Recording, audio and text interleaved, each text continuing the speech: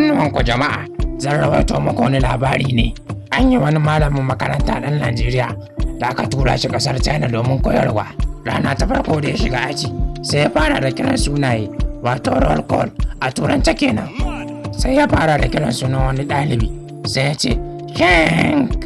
Sai wani ɗalibi ya miƙe sannan ya ce, Present sa, na zo. Sai ya ƙara kiran ɗalibi na biyu, mai suna Chumao. Sai shi ma ɗalibin nan ya miƙe sannan ya ce, Present, na zo yallaɓai. Ba zato ba tsammani, sai malamin nan ya yi wata atishawa mai ƙarfi. Hancin! Sai wani ɗalibi ya tashi daga gefensa, sannan ya ce, Na zo yallaɓai. sai malamin nan ya ja numfashinsa.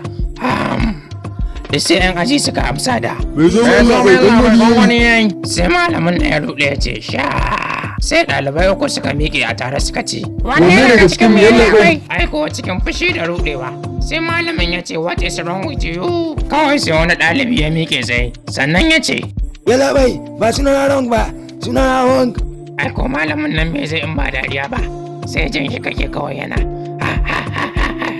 Ai kawai sai ga wata siririyar yarinya ta miƙe, mai zuban barewa, a cikin yaluwar riga da kuma shuɗin wando.